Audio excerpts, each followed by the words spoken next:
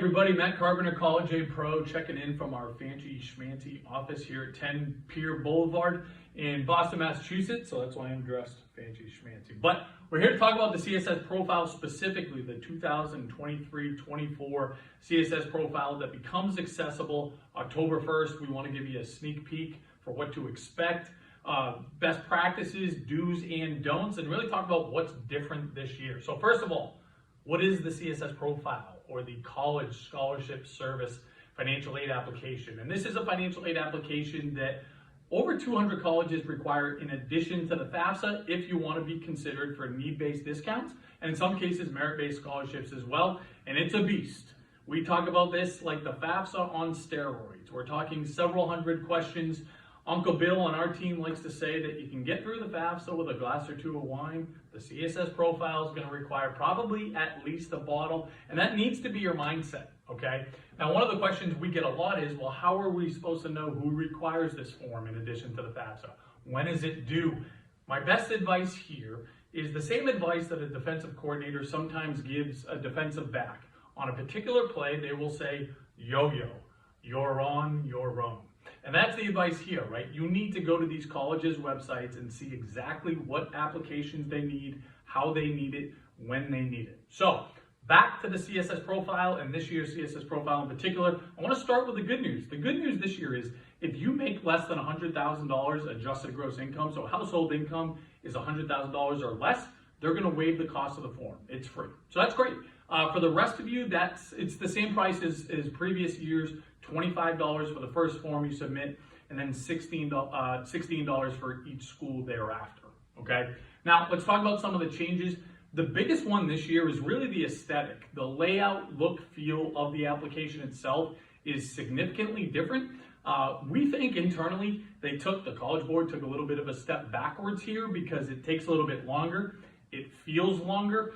In previous years, last year in particular, there would be several dozen questions per page in a lot of cases, and also a navigation bar on the left. For this one, there's usually only one, two, just a couple of questions per page, and we don't have a status bar, we don't have a navigation letting us know how far we have to go or how close we are to the finish line. So there's a psychological battle to that we're not crazy about. The same rules apply as previous years. Only answer the questions that you have to answer. In previous years, that was, we knew which questions these were because they were marked with a red asterisk. This year, the asterisk is gone, but they have the words required in parentheses. If you don't see those words required after a question, don't answer it. This is especially true in two places. Number one, when they ask about Social Security benefits, do you plan to use Social Security when you retire? Don't answer that question, because if you do, you're going to have to give all of your current retirement account balances, and otherwise we don't have to give that information, so we're not going to. And for you business owners, you don't have to answer whether or not you are a business owner. It's going to make life easier if you just choose to skip that question. Of course, the colleges are going to see your tax returns. You are eventually going to have to bring that into the conversation, but we want to do just that. We want to make that a conversation, not answer these black and white questions on the form. The next piece here, like previous years, they're going to ask about, has there been a COVID situation or extraordinary circumstances that we should know about? You have the opportunity to answer in paragraph form, give some context. Don't do it, guys.